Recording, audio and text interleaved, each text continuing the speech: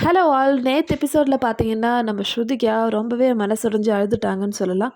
இந்த வீட்டில் ஏன் எல்லாரும் இப்படி இருக்காங்க, என்னோட கேரக்டர் வந்து நான் தான் டிசைட் பண்ணணும், எதுக்கு மற்றவங்க டிசைட் பண்ணுறாங்கன்னு சொல்லிட்டு ரொம்பவே கதறி எழுதிட்டாங்கன்னு சொல்லலாம். என்ன நடந்ததுன்னு பார்க்கலாம். ஸ்ருதிகா விவின் கேங் கிட்ட வந்து சொல்கிறாங்க. ஸோ விவின், அவினாஷ், ஈஷா, அதுக்கப்புறம் ஆலிஸ் இருந்தாங்க. ஸோ அந்த டைமில் பாகா கூட இருந்தாங்க. நான் இந்த வீட்டில் எல்லார் கூடயும் பேசுறது தப்பா, இப்போது நான் கரண், சும், நாங்கள் 3 பேரும் வந்து நல்லா பேசுவோம்.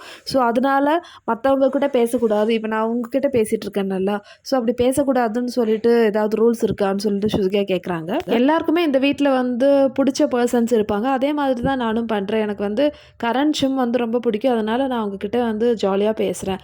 ஸோ அவங்கக்கிட்ட பேசுகிறதுனால இப்போ நீங்கள் எல்லோரும் வந்து ஒரு குரூப்பாக உட்காடுறீங்க. ஸோ உங்ககிட்ட வந்து பேசக்கூடாதுன்னு சொல்லிட்டு ஏதாவது ரூல்ஸ் இருக்கா, இது என்ன லாஜிக்குன்னு சொல்லிட்டு ஸ்ருதிகா ரொம்ப வந்து மனசு உடைஞ்சு அழறாங்க.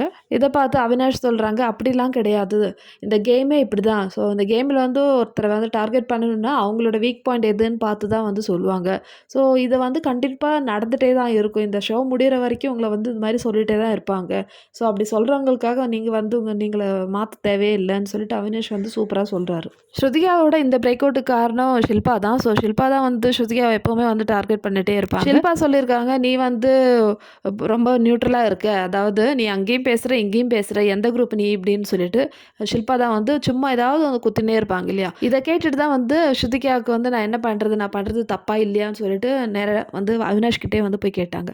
ஸோ இதுதான் வந்து நடந்தது மக்களே நேற்று எபிசோடில். ஸ்ருதிகா இந்த மாதிரி சொல்லிட்டு இவங்ககிட்ட போயிட்டு அழறாங்க இல்லையா. ஸோ அந்த டைமில் வந்து விவின் கூட எழுந்துட்டு அவரோட கர்ச்சிப் எடுத்து கொடுக்குறாங்க, நீங்கள் பரவாயில்ல அழாதீங்கன்னு சொல்லிட்டு. அதுக்கப்புறம் அந்த டீமே வந்து எல்லாரும் வந்து சமாதானப்படுத்துகிறாங்க. ஆலிஸா இருக்கட்டும், அவினாஷா இருக்கட்டும், ஸோ ஈஷாவாக இருக்கட்டும், அப்படிலாம் இல்லை, நீங்கள் அப்படி ஓவர் திங்க் பண்ணாதீங்கன்னு சொல்லிட்டு சமாதானப்படுத்துகிறாங்க.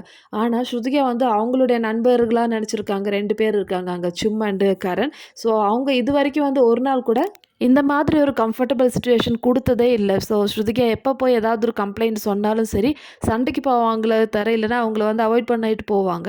ஆனால் ஸ்ருதிகா தான் வந்து திருப்பி திருப்பி எனக்கு வந்து உங்களை பிடிக்கும்னு சொல்லிட்டு 2 பேர்கிட்டையும் போய் பேசுகிறாங்க. ஸோ மற்ற டீமில் போயிட்டு ஸ்ருதிகா சொல்லும்போது அவங்களுக்கு வந்து ரொம்ப ஆறுதலாக வந்து பேசுகிறாங்க மற்ற டீம்மேட்ஸ். ஸோ இது கூட வந்து கரணும் சும்மும் வந்து செய்யலை. ஸோ இதனாலே வந்து நான் எப்போவுமே சொல்கிற மாதிரி ஸ்ருதிகாவோட அன்புக்கு வந்து கரணும் சும்மும் வந்து டிசர்வே கிடையாது. அவங்க வந்து இந்த ஷோவில் வந்து கேம் மட்டும்தான் விளையாடுறாங்க. ஸ்ருதிகா வந்து மட்டும்தான் வந்து ஃப்ரெண்ட்ஷிப்காக அப்படின்னு சொல்லிட்டு இருக்காங்க. ஸ்ருதிகாவுக்கு அவங்க நினச்ச ஒரு பேம்பரிங் இல்லைனா comfortable situation opposite team, first எதிரியாக நினச்ச டீமில் இருந்து தான் வந்து கிடைக்குது. அட்லீஸ்ட் இனிமேலாவது ஸ்ருதிகா இந்த கேமை புரிஞ்சுக்கிட்டு ஃப்ரெண்ட்ஸுன்னு சொல்லிட்டு போகாமல் அவங்க வந்து ஜென்ரலாக இருந்தால் நல்லாயிருக்கும். அப்போ சரி மக்களே, இந்த வீடியோ பிடிச்சிருந்தா என்னோடய சேனல் வந்து சப்ஸ்கிரைப் பண்ணுங்கள், ஷேர் பண்ணுங்கள். ஸோ இதே மாதிரி பிக் பாஸோட அப்டேட்டோட அடுத்த வீடியோவில் பார்க்கலாம்.